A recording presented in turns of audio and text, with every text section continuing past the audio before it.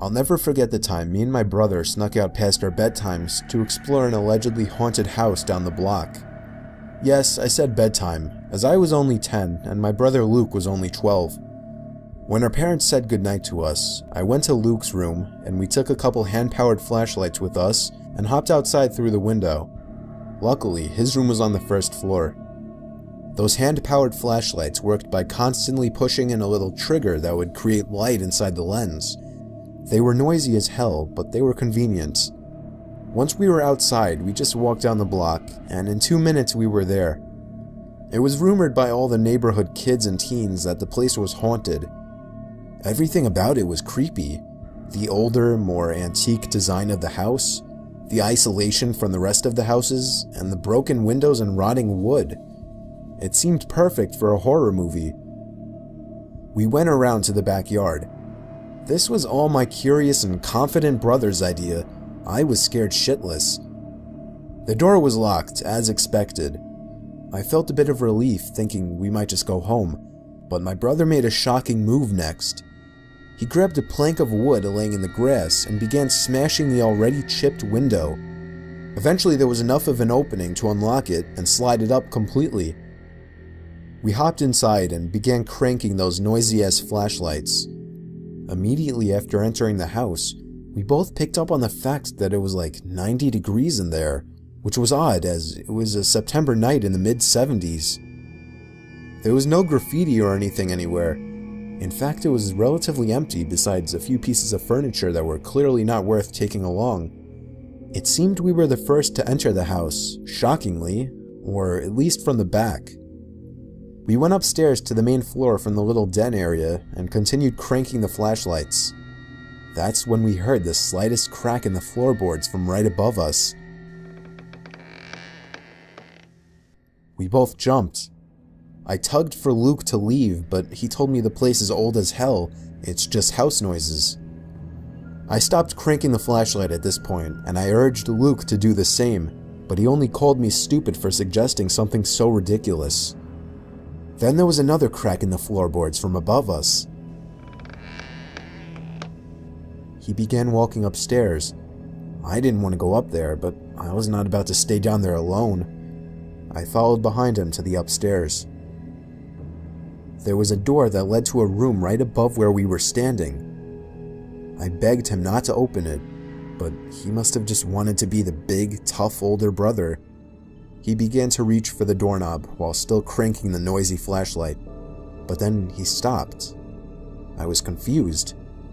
I could see in the dark he was moving his ear up against the door, listening for something. Silence. Then, the most deafening, nightmare-inducing moment of my life. A single bang on the door from the other side sent my brother staggering into the wall in pain, covering his ear. We dropped the flashlights and ran straight out the back door and back home. We were so loud when we got back that our parents found us out. We told them what happened, but they naturally didn't care and grounded us both for a week. 2 nights later, I woke to the sound of something from outside my window and a glare of brightness sneaking in through my slightly opened blind. I sat up, and my heart sank when I realized it was the sound of the crank to my flashlight. I stood up and looked out the window, and that's when it stopped. There was nothing but complete blackness out there after that. I woke the next day barely remembering what happened, and I still hope today that that part was just a dream.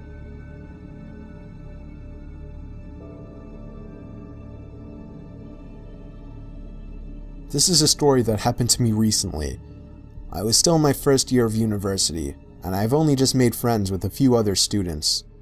Albeit an old and notorious university for its ghostly figures and paranormal activity, the campus janitors and security were all too familiar with unusual reports. The art and design faculty was subjected to the oldest campus of the 4 separate buildings, and the block my class happened to progress in was the allegedly haunted section as well. It was late in the afternoon, just before 5, and my friend needed to use the restroom. She asked me to accompany her, and I obliged, seeing it as an opportunity to rest my eyes from the strains of the projector. She rushed into one of the stalls, and I waited outside the bathroom. Feeling that she would take longer than I initially anticipated, I decided to walk back to class without telling her. As soon as I sat down, she barged into the class calling out for me. According to her claim, she heard the sink's tap turn on and thought it was me playing a prank. As she opened the door, she saw no one else in the restroom besides herself, yet the other stall next to her was locked from the inside. Thinking it was someone else on the toilet, she asked if it was me. No answer. Curious, she looked down the gap but saw no shoes or legs, yet heard feminine whispers and humming from that particular stall. Frightened, she left without saying another word. Class ended and we went home, but the thought of the occurrence remained.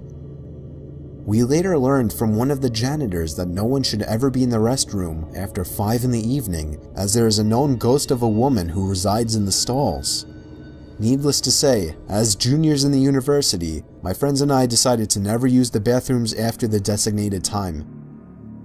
I'm not in any way saying these claims are true, but everything I told you is true in regards to what I was told. Whether these things I was told by my friend and the janitor are true or not remains a mystery to me.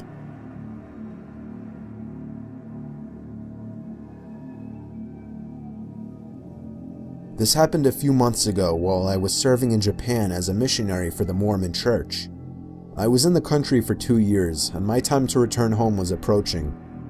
I was in my last area, Kyoto, a bustling tourist attraction, an ancient Japanese city I've wanted to visit all my life. Anyway, it was late at night, and my companion and I were knocking on doors to see if anyone had interest in learning about Christ.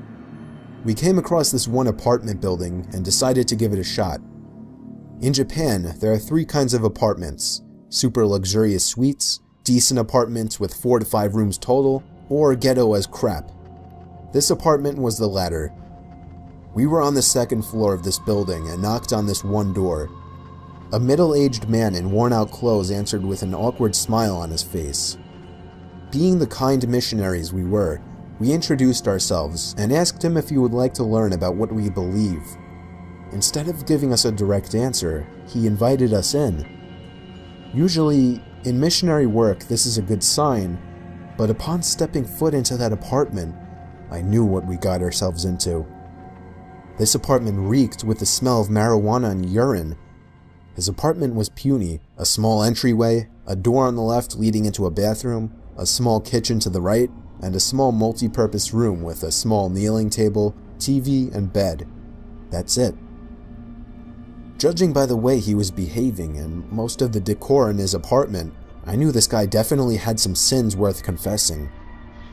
He sat us down on either side of the table and started to rant on about how he hates Christians and wants to kill them. That made my companion and I tense up a bit. But the man was plastered. In the time this was going on, he drank like 10 times his weight in booze. We just prayed and hoped he wouldn't recognize who we were and what he was telling us. Then he said, "I'm going to tell you a secret and you can't tell anyone." He then pulled out from under his bed a box. He opened it to reveal thousands and thousands of dollars worth of Japanese yen, and yes, it was authentic. We even examined it. This man was an illegal drug lord who worked with the Yakuza, the Japanese mafia group. We then realized that if this man knew what he just did and showed us, he would kill us for sure, or at least take us hostage. My companion and I feared for our lives and tried to come up with an excuse to get away, but he wouldn't let us go. He kept ranting on about irrelevant things and saying how Christianity was an evil cult of some kind. We tried to explain our side of the story, but there's no use in reasoning with a drunk drug lord who works for the Japanese mafia. It then got to the point where we practically had to run for the door. We said we were leaving, stood up, and quickly walked over to the door. The guy then stood up and began to reach for something in a box, but we never saw what it was. As soon as the door closed, we bolted home faster than we ever had. The last thing we wanted was him sobering up to find out he had revealed his deepest, darkest secrets to 2 Christian missionaries from America. Had this man not been drunk, he probably would have killed us. For all we know, he was reaching for a gun as we were leaving.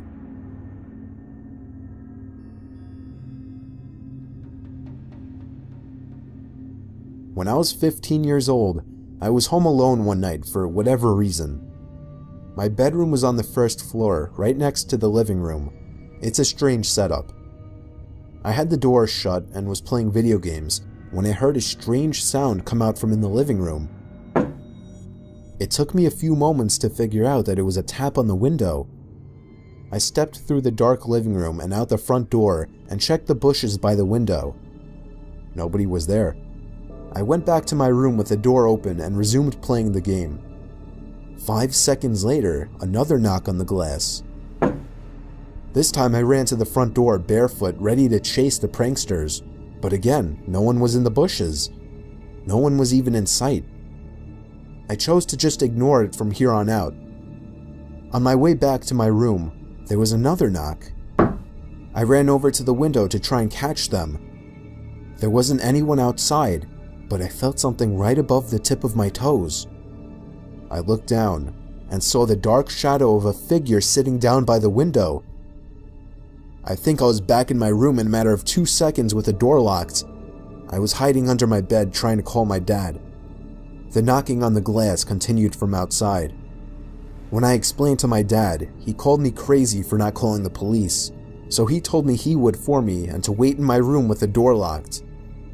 I'd say about 5 minutes later, the knocking stopped, and 10 minutes later, the cops arrived. The figure was gone, but there were no signs of entry or exit, as all the doors were locked and all the windows shut. Still, we haven't seen or heard of anything since then, but it's still creepy as hell to think about.